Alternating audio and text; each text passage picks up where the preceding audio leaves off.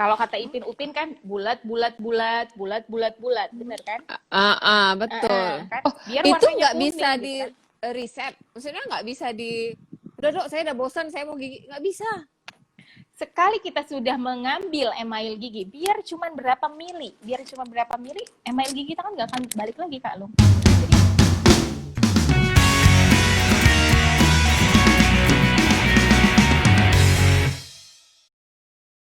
Oke, Allah. jadi kita mau nanya tentang kesehatan gigi dan mulut nih. Dulu kan Oke. kita sering dengar harus periksa gigi 6 bulan sekali ke dokter gigi. Ini kan masa pandemi, terus rata-rata ya perhimpunan dokter spesialis pun perhimpunan dokter gigi tuh ngasih anjuran. Oke, kita flashback dulu. Kenapa harus ke dokter gigi 6 bulan sekali, kan? 6 bulan sekali itu karena ada dasarnya, ada teorinya. Ternyata karies gigi itu, ataupun lubang gigi lah yang orang-orang tahu, itu terbentuknya itu butuh waktu minimal 6 bulan untuk terbentuk karies gigi, lubang gigi. Berikutnya juga pertumbuhan karang gigi. Jadi nggak serta-merta nggak sikat gigi sehari 2 hari langsung jadi karang gigi. Jadi prosesnya itu juga butuh waktu selama 6 bulan.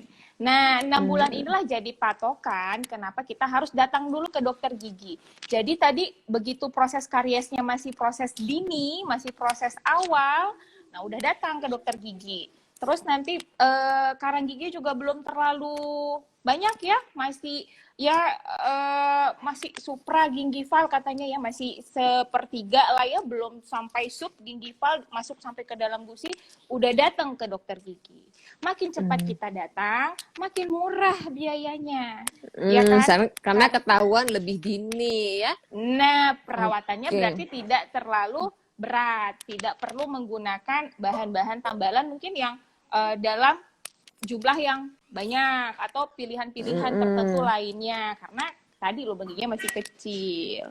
Nah, balik nih ke pertanyaan Kak Lu tadi.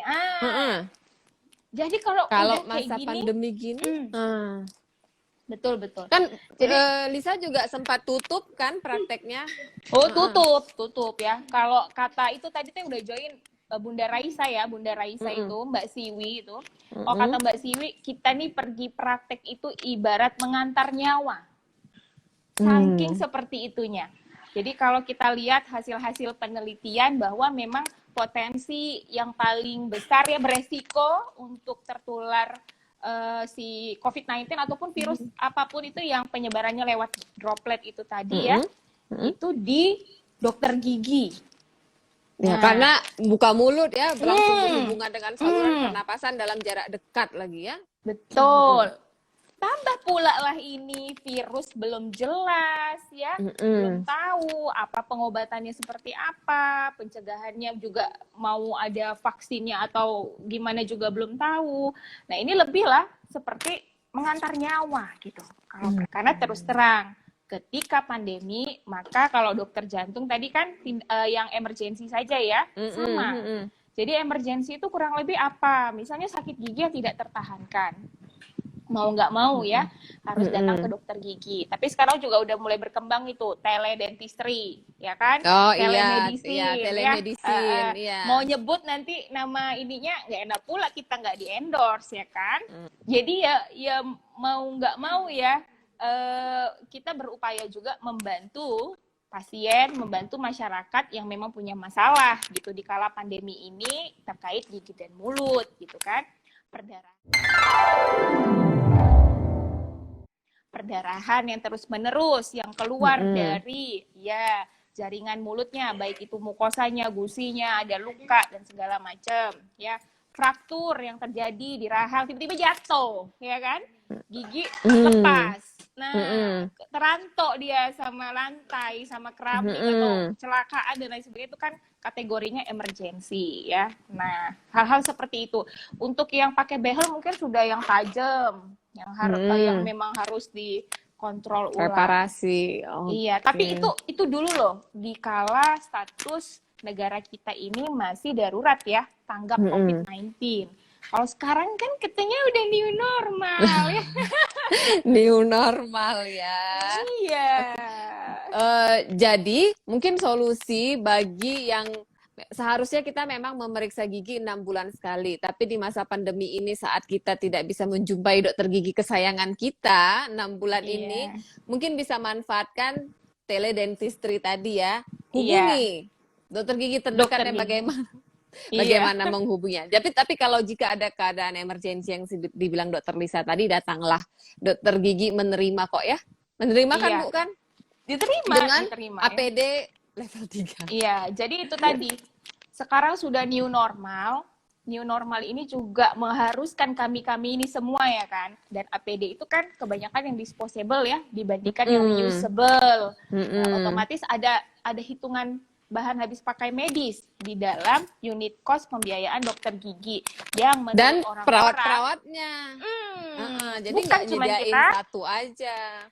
dan juga pasiennya, karena di pasien sendiri juga harus dipakaikan apron disposable ya, terus ada perawatan kumur dulu, kumur antiseptik terlebih dahulu ya, terus ya menyiapkan hand sanitizer dan segala macam kebutuhan lainnya untuk desinfeksi gitu, karena antar pasien pun itu ya mau tidak mau ya unitnya, dental unitnya juga harus dibersihkan, disterilkan kembali, alatnya yang kita pakai dipastikan juga sudah masuk ke sterilisator, luar biasa.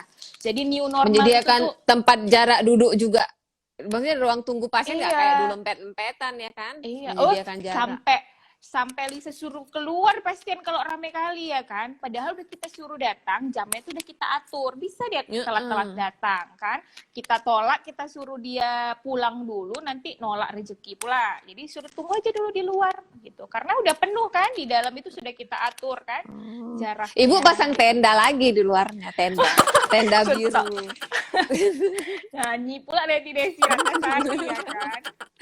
Ya, jadi supaya tetap terjagalah gigi dan mulut ini, rekomendasi dari dokter gigi gimana sih sebenarnya menjaga kesehatan gigi dan mulut yang benar?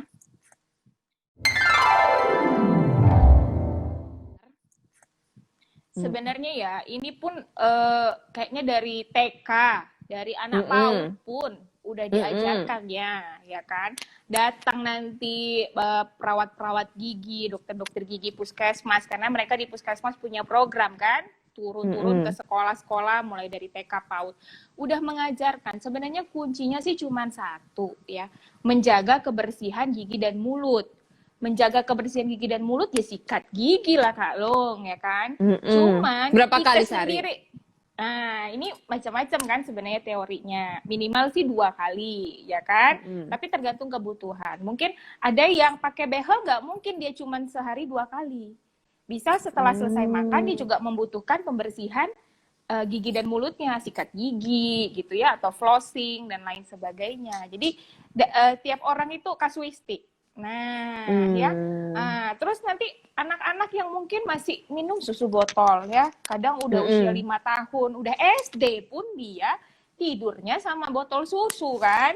Nah, itu pun butuh lagi proses pembersihan gigi dan mulut yang mungkin lebih daripada yang orang-orang pada umumnya gitu. Nah, jadi intinya sebenarnya cuma sikat gigi loh, tapi kan terus terang aja, coba Kak lo nggak sikat gigi di rumah berapa menit? Berapa ya? Nggak dihitung-hitung. Berapa ya Ki? Seberapa penting flossing itu katanya? Nanti Aku kita nggak punya jawab. alat flossing. Ya, jadi sikat gigi kadang kita tuh paling cepat kan. Kalaupun mandi gitu kan, nggak lama gitu sikat giginya gitu kan, sebentar dari mandi gitu kan. Padahal kami tuh kuliah katanya cuman ngurusin gigi aja kata dia gitu ya kan. Padahal gigi itu sendiri anatominya macam-macam. Jumlahnya juga banyak loh. Kalau tumbuh semua 32. Kalau tumbuhnya cuma sampai molar 2, atas bawah kiri kanan cuma 28. Ya kan? Jadi itu benar-benar memang harus jadi perhatian khusus. Karena dulu sebelum Lisa pun kuliah kedokteran gigi ya kan. Kadang ya udahlah selesai kan? Selesai mandi, selesai sikat, udah pergi gitu kan. Nah itu budaya di kita tuh masih kurang. Apalagi tadi ditanya Kak Kiki, flossing kan, kayaknya flossing itu paling nggak laku kayaknya di Indonesia. Masih juga yang laku itu tusuk gigi dari bambu itu loh. Ya padahal itu kalau di negara-negara maju ya wajar lah ya, kita masih berkembang pula, negaranya belum maju kan. Kalau di negara-negara maju flossing itu jadi kebutuhan khusus, bahkan kan dibawa-bawa gitu dalam dental kitnya mereka lah gitu ya. Nah, itu. Oke. Ini ada yang jawab 2 menit. Bener, 2 menit kalau sikat gigi 2 menit? Bener nggak Kak Lisa? Jadi sebenarnya nggak ada patokan waktu, tapi pastikan juga bahwa semua permukaan gigi itu udah tersikat dengan bersih. 2 menit pun sikat gigi, cuman sikat gigi yang depan aja, sama aja gitu ya. Jadi pastikan memang semua permukaan gigi. Lisa tuh udah bawa pulang loh sebenarnya. Mana? Itu kayak masker itu. Corona. Bisa dilepas. Kan? Corona, jadi kita lepas dulu ya pemirsa. Nah, aduh, ini rupanya sebenarnya pantas pakai masker, giginya nampak semua. Oke. Ini abis operasi rahang. jadi ini ceritanya nih, umurnya masih ini namanya Bogihah, boneka gigi soleha. Ini kalau ini ada Bogileh. Kalau Bogileh ini mulutnya memang bukan tukang gibah dia kan. Udah dijahit. Beresleting dia udah. Nah, jadi ini anggaplah gigi kita, anggapnya jadi udah dewasa. Karena di sini jumlah giginya tuh jumlah gigi dewasa ya kan. Seperti gigi asli ya Kak Lisa, oke. Terus? Gigi Kak Long pula ya. Nah, jadi ya, kalau misalnya inilah gigi kita tuh cuman punya, jadi tekniknya kalau ngajarin anak sekolah lah ya, gampang. Cuman ngucapin 2 huruf aja dia kalau mau sikat gigi. Nah, 2 huruf itu apa? Huruf I gitu ya. I dengan huruf A. Ya. Oke. Nah, I. ini dia dari tadi dia A terus ya. Jadi sebenarnya I dulu. Nah, kalau sudah I seperti ini sikat giginya menyesuaikan ya. Kalau anak-anak ya sikat gigi anak-anak. Kalau yang dewasa sikat gigi dewasa. Nah, kalau udah I, yang depan dulu nih. Yang depan ini arahnya atas bawah. Atas bawah. Nah, masih bilang I gini ya. Nanti kita masukin nih ke sisi kanan. Jadi dia masih bilang I. Nah, ini boleh gerakannya ini memutar. Susah yang ini kita ganti dulu pakai yang ini aja. Kita simpan dulu ya si Bogihah. Nih, tadi I ya. Anggaplah ini. Ini maaf ya, ini ada contoh kawat gigi. Nah, jadi ini di sini nih. Di samping, memutar. Kalau kata Ipin Upin kan bulat, bener kan? Betul. Nanti masih I lagi ke sebelah satu sisinya yang lain. Jadi gini, gini, Oke. Dah. Kalau udah selesai, I selesai, huruf kedua adalah A. Kalau sudah huruf A, itu paling sering itu kadang kita lupa tuh bagian dalam. Sebenarnya kalau dia udah bilang A, nih A ya. Nah, bagian dalam ini dulu sebenarnya yang disikat. Ini. Dari dalam ke luar. Iya. Bagian atasnya juga sama. Nah, kalau sudah seperti ini, baru ke bagian yang belakang. Belakang itu ingat ada 2 sisi. Karena yang belakang itu maksudnya 2 sisi apa? Satu sisi pengunyahan, satu lagi sisi bagian yang di dekat lidah atau yang di dekat langit-langit, lingual, ya. Nah, ini sering lupa nih. Jadi makanya karang gigi tuh banyak adanya di sini. Di bagian yang dekat ke lidah, ke lingual. Nah, atau mungkin sering buru-buru tuh yang di area situ. Ya, nah, jadi mau 10 menit pun kita sikat gigi, tapi tekniknya juga nggak benar, nggak semua permukaan juga tersikat dengan baik, sama aja. Jadi sebenarnya patokan waktu khusus itu nggak ada gitu ya. Yang penting tekniknya benar, tepat ya, dan dipastikan kalau sudah sikat gigi, permukaan gigi tuh kalau dirasa pakai lidah tuh udah licin gitu. Nah, licin atau kesat? Licin. Halus, licin. Iya, justru kalau yang masih agak kasar, Oke. takutnya plaknya masih nyisa. Jadi bener-bener licin. Oke. Nah, jadi Hmm. kalau kalau senyum tuh yang cling gitu ya kan, saking licinnya. Kayak gitulah caranya. Mungkin aku juga kan aku sadar diri juga kemarin kan aku sempat yang molar 3. Kita kan molar 3 tuh yang paling belakang tumbuh tuh kan. Nah, kadang-kadang sikat giginya kurang sampai ke belakang sehingga pengalaman aku busuk tuh yang belakang. Molar 3 tuh harus dicabut karena udah berasa aku salah sikat gigi nggak sampai ke belakang ya kan? Betul nggak itu Iya. gara-gara itu? Iya, jadi gini, molar 3 ini juga jadi masalah yang memang harus jadi perhatian banyak orang. Karena Karena sekarang ini anatomi rahang kita nih ya Mm-mm. di abad ini, nah itu sudah lebih mengecil dibandingkan dengan anatomi rahang zaman-zaman dahulu ya. Jadi karena apa ya? Salah Mengecil. satunya, Oh ya. iya karena proses pengunyahan. Kalau zaman dulu tuh jarang sekali ada makanan instan. Blender juga kayaknya belum ada ya. Jadi proses pengunyahan itu membuat rahangnya tumbuh dengan ya besar. Ya ini kita ngomongnya zaman dulu tuh bukan tahun 90, bukan. Iya, iya, iya, Ya. iya, iya, iya. Jadi kalau rahangnya sekarang, apalagi generasi milenial sekarang ya, sebentar lagi mau gen berapa nih? Gen Y, Gen Z ya, generasi yang itu bentukan rahangnya, anatominya sudah semakin mengecil, sehingga yang paling sering kali terjadi itu adalah geraham bungsunya nggak bisa tumbuh dengan baik.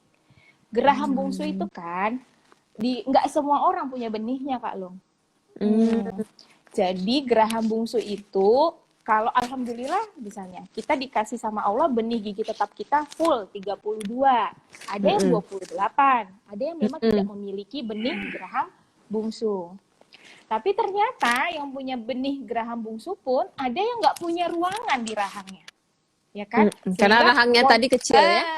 sehingga posisinya di ujung rahang lah, di sudut lah, belok ke kanan lah, ngadap ke pipi, ngadap ke gusi, macam-macam. Kalau sudah seperti itu, paling sulit apa? Sikat giginya. Mau cari yang sekecil apapun, kadang ujung sikat giginya, kadang tidak menjangkau si geraham bungsu. Nah, begitulah dia. Akhirnya lama-lama dibiarkan rusak, harus dicabut. Atau geraham bungsu yang posisinya miring ya, mau keluar nggak punya ruangan, akhirnya bikin sampai jadi migrain, sakit kepala sebelah satu sisi Ya, aku kan. pernah tuh kemarin. Iya. Harus operasi kecil namanya odontektomi gitu. Kalau Berapa SKS anak-anak, kita nih? jadi itu kan tadi secara umum. Kalau untuk anak-anak nih, ada nggak Ya. perhatian khusus gitu? Kayaknya ini kan apa ya, pengetahuan umum orang tua yang wajib. Karena kalau nggak salah waktu dulu aku belajar kan ada berapa SKS kedokteran gigi kan. Penting loh kesehatan gigi pada anak-anak itu karena itu mempengaruhi tumbuh kembangnya, benar nggak? Ya, betul.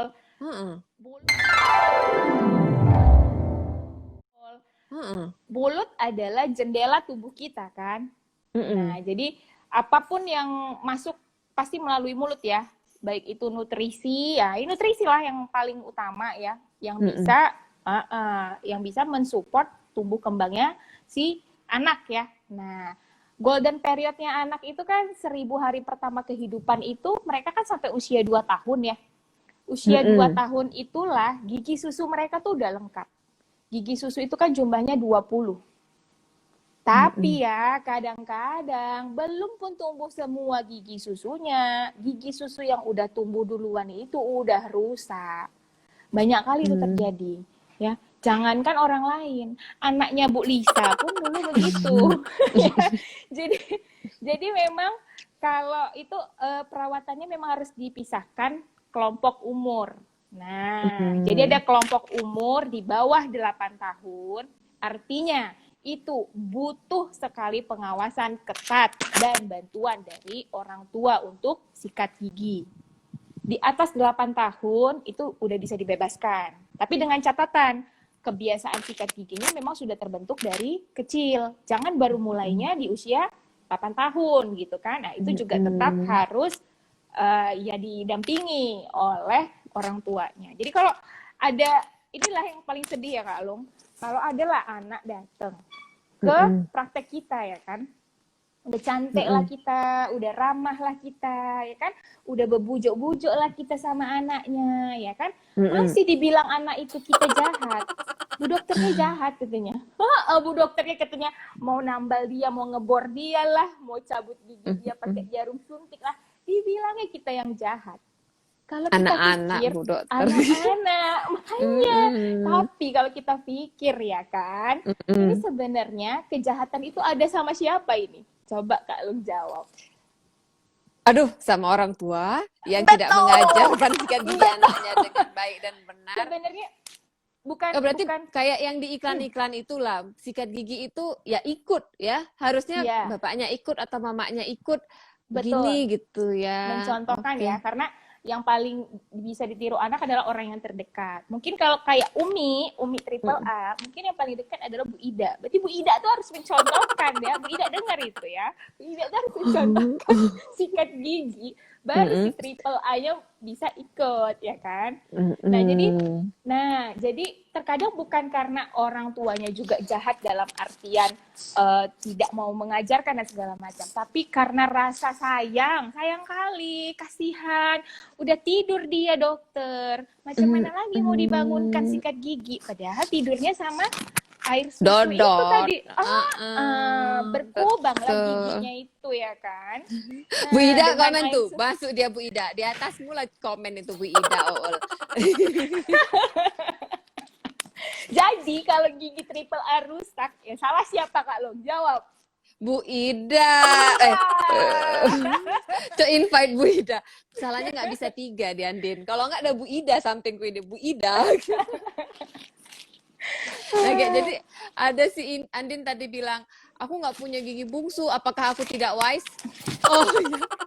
Jadi itu mitos. Wisdom ya. Wisdom teeth ya. Iya betul, wisdom teeth. Nggak apa-apa Bu Andin. Ya kan Bu Lisa? Iya. Nggak apa-apa, Din. Bersyukur ya. Nggak semua kita harus sempurna kali kan, Din. Rindu kali sama Andin. Hai Andin. Iya, yang lagi di Durham. Jauh nih dari Inggris.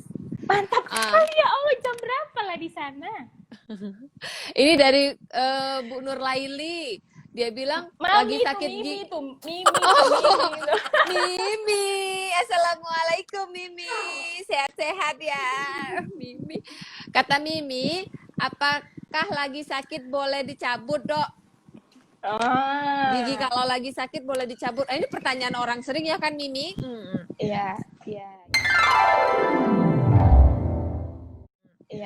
Ya. Ini pun yang bikin capnya dokter gigi itu juga kurang baik. Karena kayak mana dokter itulah, asal kami sakit gigi, kami datang ke tempat dokternya, nggak diapa-apainnya, suruh pulang, suruh minum obat, katanya gitu kan, nggak mau dicabutkannya. Nah, ini persepsi yang memang persepsi yang zaman dulu tuh gitu. Karena kalau dulu aku kecil-kecil kali gitu kan dibilang kalau dokter gigi dicabut. Beda loh kalau misalnya sekarang kita tuh bisa nggak dicabut ya kan Sa? Itu gimana tuh? Iya.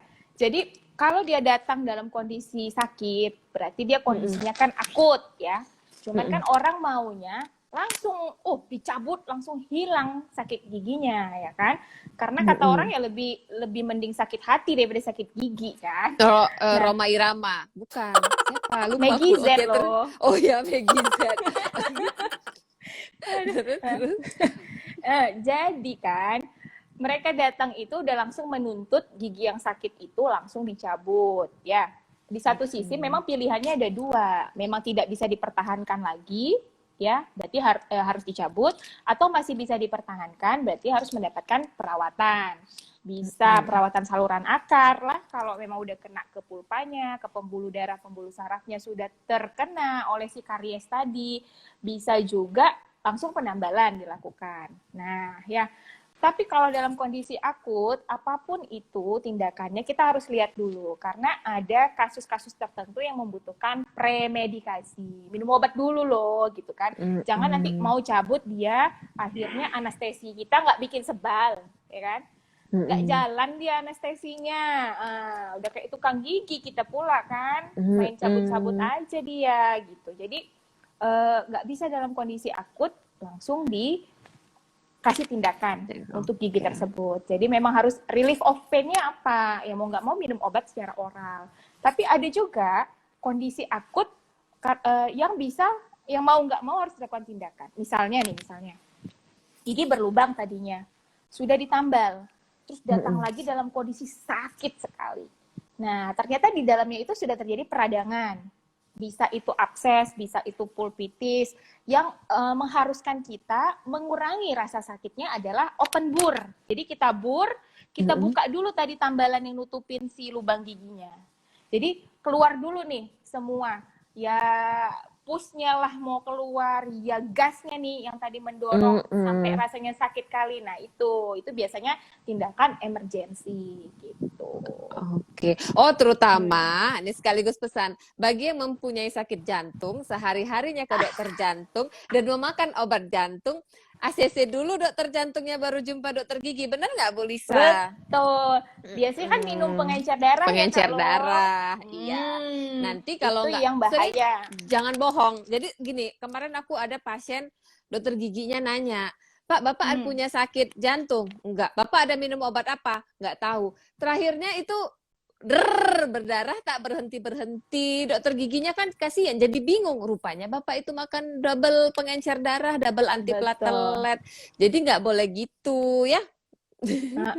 Kadang kan dia nggak mikir, Kak Lu. Mikirnya yang penting rasa sakit giginya dia teratasi dulu kan. Jadi suka menutupi kondisi kondisi yang lain yang dideritanya gitu kan. Nah, banyak itu. Diabetes juga ya, mau hati-hati kalau ke dokter gigi gitu ya. Jadi memang tapi bukan nggak bisa, tapi nanti kan ada anjurannya dulu.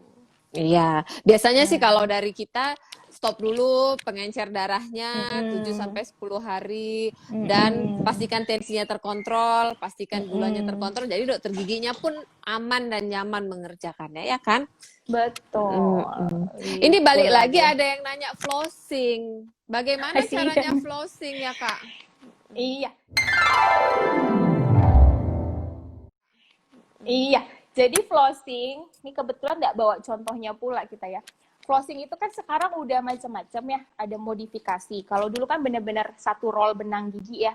Nah, terus nanti kita kayak ada tempat untuk mutusin gitu ya, diputus. Mungkin kalau di Andin udah terbiasa itu flossing, bahkan mudah sekali didapat di convenience store deket-deket rumah kita ya, ibaratnya kayak warung-warung kita pun di luar negeri sana gampang cari flossing kan.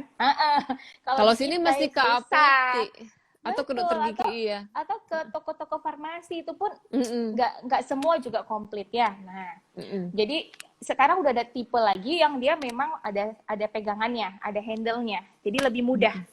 Nah, itu di ujung kepalanya itu ada benang giginya, flossingnya gitu ya.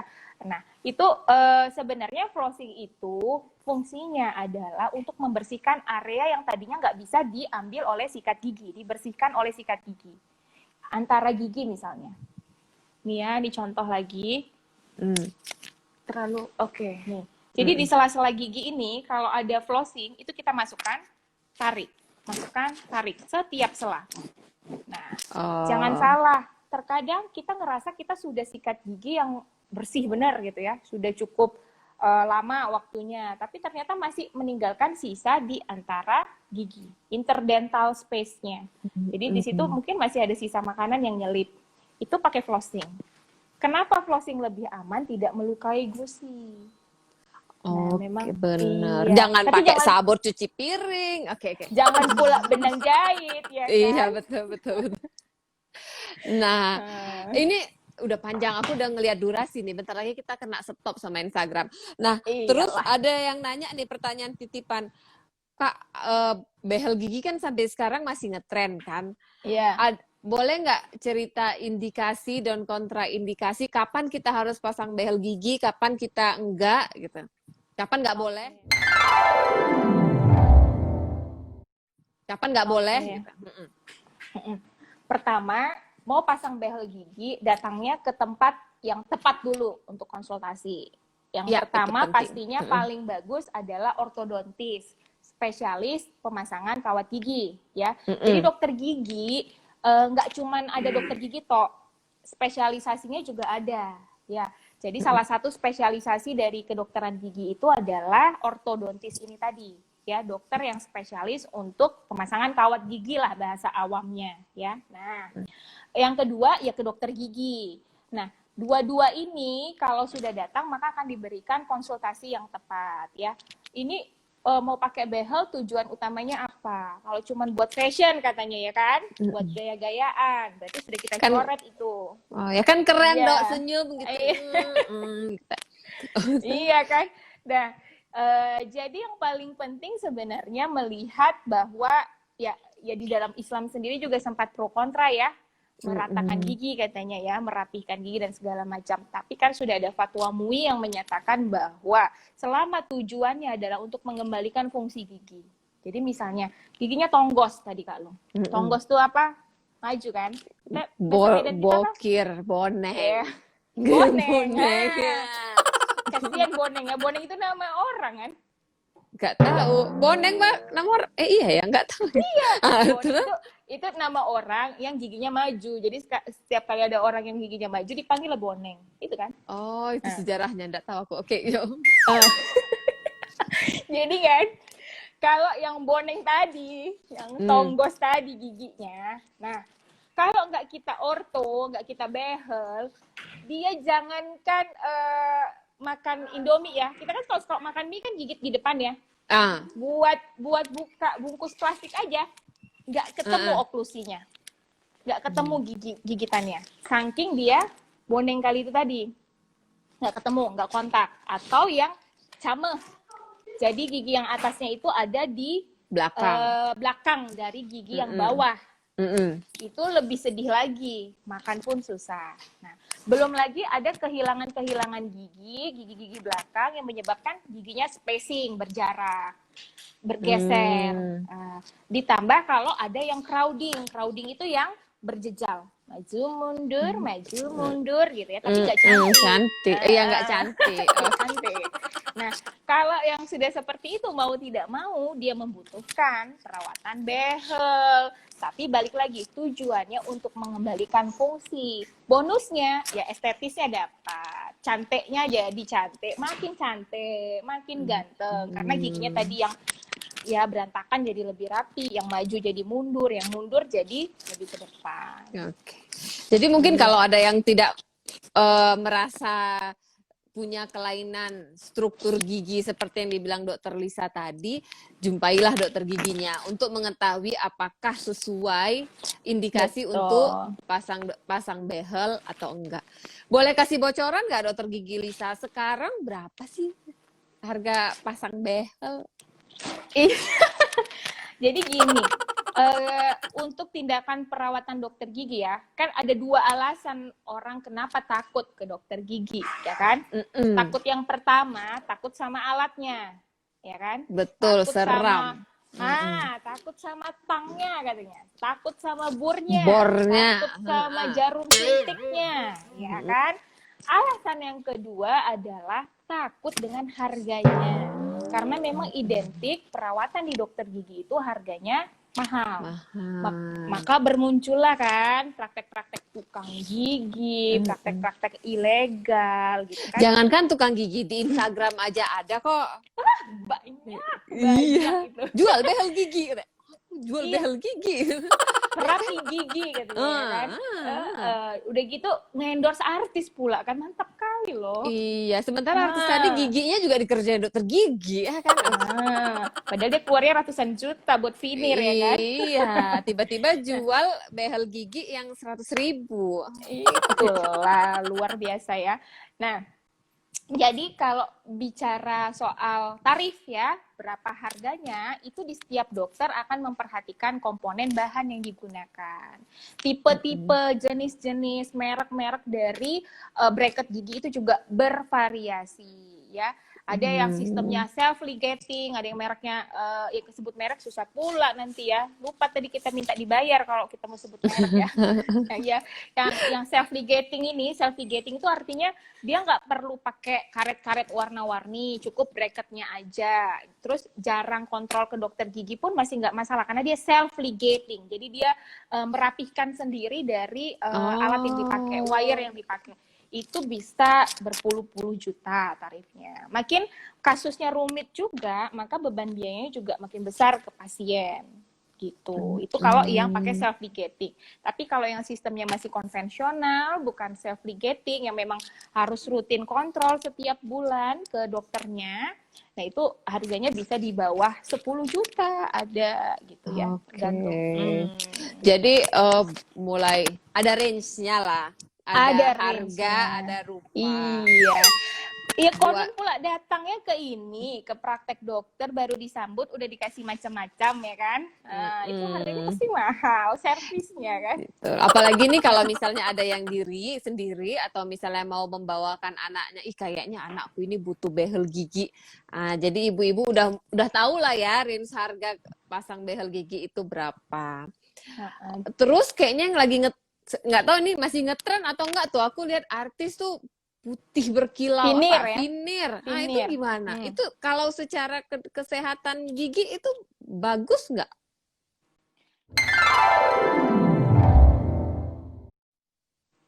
Atau Jadi gimana gini, rekomendasi dokter gigi Lisa? Iya, yang namanya finir itu sebenarnya bagian dari restorasi gigi. Restorasi itu memperbaiki gigi. Juga bisa dikatakan tumpatan lah ya. Hanya kalau finir ini dia lebih ke memperbaiki bentuk gigi sebenarnya. Jadi kalau misalnya kerusakan gigi itu lebih dari 1/3 sampai 2/3 mahkotanya gitu yang rusak, maka itu bisa kita finir. Walaupun pilihan terbaiknya lagi nanti itu ada yang namanya crown. Crown itu mahkota tiruan yang memang bisa disementasikan ke sisa gigi yang ada. Nah, terus tren si finir ini ya di Indonesia sendiri itu mula-mula itu dipopulerkan sama Vega Darwanti, masih ingat? Jadi dulu itu di acara Kawannya Tukul. Tiba-tiba muncul gigi kelinci, banitit kan, mantap kali ya kan, kita manusia lalu dibuat giginya macam hewan kan. Untung nggak minta buat gigi tikus ya. Nah, itu muncullah yang namanya finir gigi yang sekaligus membuat gigi jadi lebih panjang, jadi kayak banitit ya kan. Plus giginya warnanya tuh dinaikin bertingkat-tingkat kayak warna kloset tuh, di WC itu kan warnanya putih, yang benar-benar putih gitu ya. Bahkan ada yang bilang kayak permen Mentos lah gitu ya, ciklet gitu yang disusun kotak-kotak dan segala macam itu kan. Nah, itu trennya waktu itu. Akhirnya diikuti nih, karena dilihat kan kalau di wajar lah kalau artis ya, di media itu kalau terlihat giginya putih itu kan kayaknya gimana gitu ya, menambah apa ya, kualitas tampilannya dia gitu kan. Nah, diikutin lah. Padahal finir gigi itu balik lagi fungsinya itu kan karena tadi restorasi gigi, berarti untuk memperbaiki gigi. Ini gigi bagus, cuman gara-gara mau kayak artis, mau diputihin lah kayak apa. Nah, datangnya bukan pula ke dokter gigi, ke salon gigi dan segala macam gitu. Tapi sekarang trennya juga finir itu udah ke back to normal, jadi back ke warna-warna alami. Iya. Soalnya aku rasa aneh begitu dia senyum tring gitu putih sendiri kan aneh ya. Kecuali kalau jadi kayaknya dulu Lisa masih terima nggak ada yang request, dok saya mau finir, dok saya mau gigi kelinci. Sekarang trennya makin turun atau masih ada? Jadi gini, finir itu kan ada 2 jenis ya, finir yang direct sama indirect. Kalau yang direct itu dia datang ke dokter gigi bisa langsung dikerjakan, bahannya namanya komposit. Itu yang pakai sinar itu loh, tambalan sinar katanya kan. Nah, ada satu lagi indirect. Indirect ini yang kita cetak dulu setelah giginya kita asah ya. Sebenarnya sedih sih kalau gigi sehat kita asah, kita cetak, kita serahkan ke lab. Jadi yang mengerjakan lab itu biasa bahannya ada IMAX ya tuh. Jadi ditempel nanti. tinggal ditempel di permukaan gigi yang sudah diasah tadi, sudah dikecilkan tadi gitu kan. Nah, banyak yang datang, kita kerjakan tuh ya, terus terang. Itu harganya juga memang jauh lebih mahal karena salah satunya adalah untuk jasa dokternya, skill dokternya yang dipertaruhkan di situ, ya kan? Jadi Harga per gigi tuh nggak gigi ya kan? per gigi. Kalau di Jakarta tuh per gigi Ya nggak 10. mungkin untuk satu gigi aja si biji Ya aja nggak putih. mungkin ya kan, putih sendiri ya kan. Kalau di Jakarta ya, ibu kota kita sendiri, per giginya itu rata-rata di angka 10 juta loh.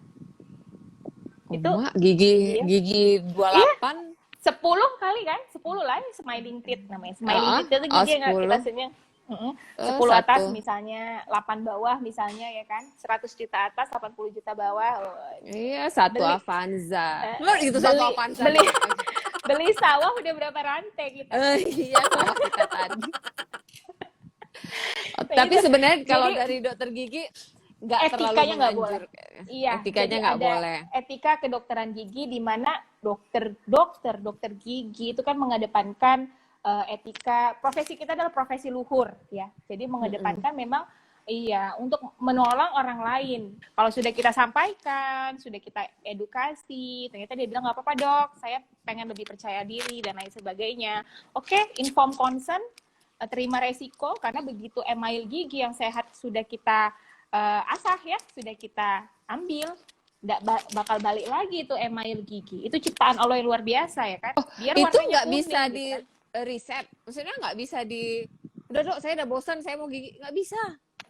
Sekali kita sudah mengambil email gigi, biar cuma berapa mili, email gigi kita kan nggak akan balik lagi Kak Lung. Jadi ketika dia mau bongkar finir ya sudah. Kecuali tadi mungkin ada kasus-kasus tertentu yang giginya mungkin agak ke dalam ya. Kayak kita dari tadi ngomongin artis lah ya, kayak Tias Mirasih misalnya.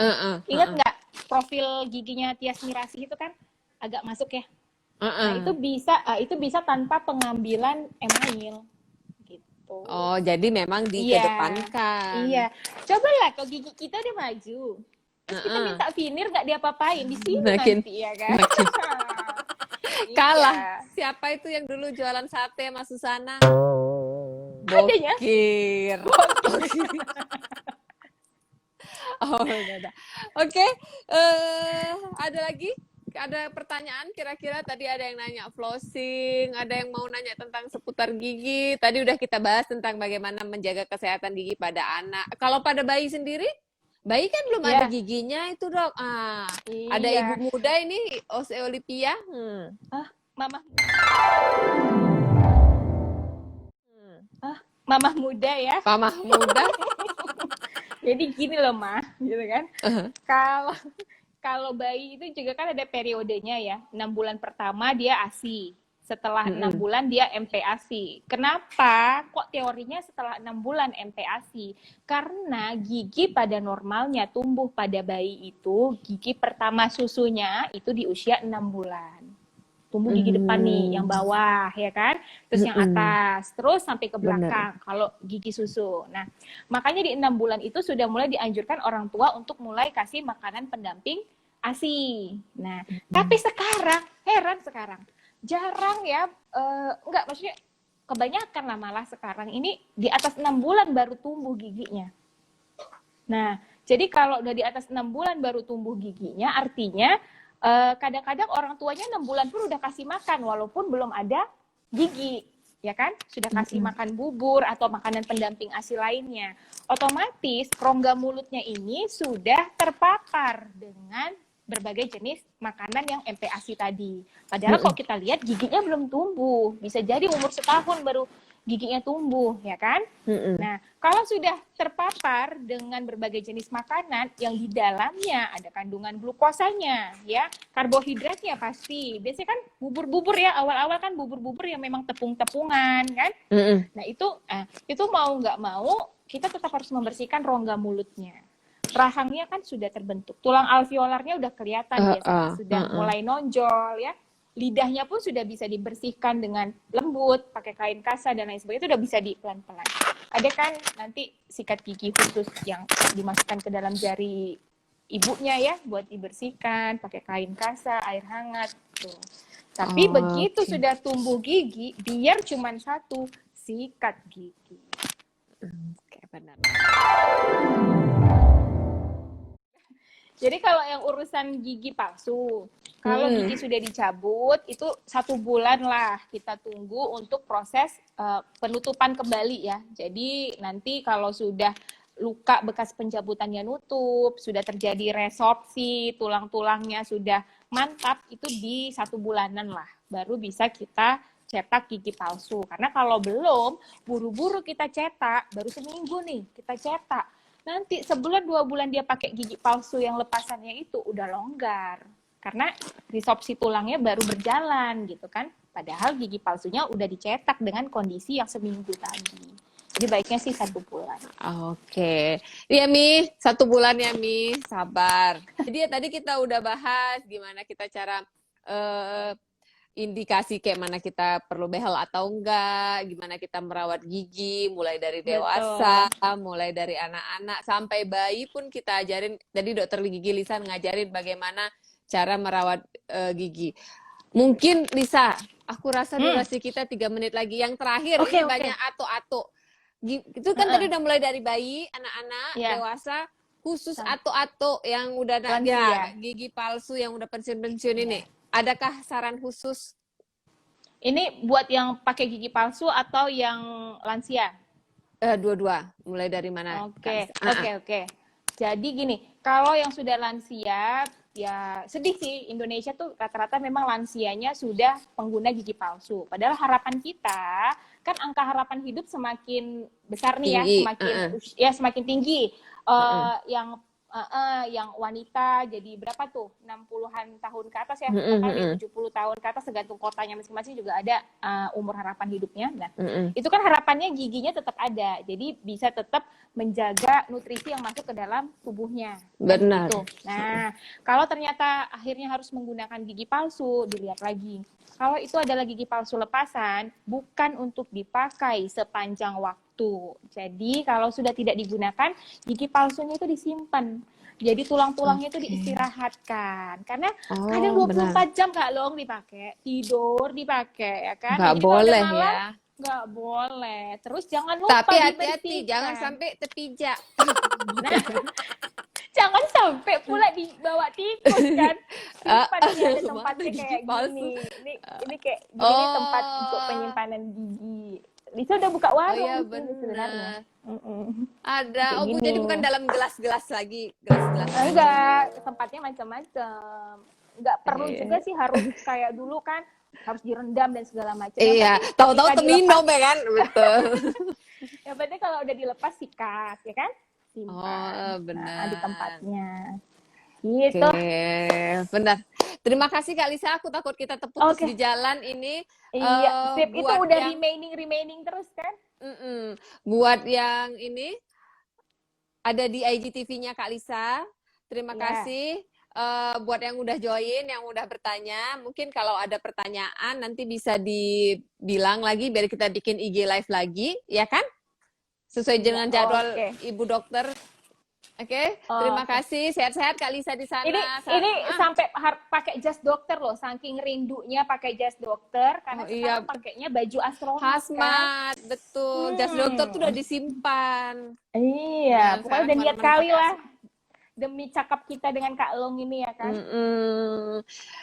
Sehat-sehat buat yang nonton semuanya. Makasih Kak Lisa. Salam buat Triple A, salam buat Bu Ida, salam buat Abi.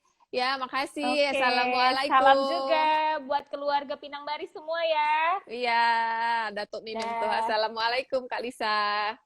Kita end ya.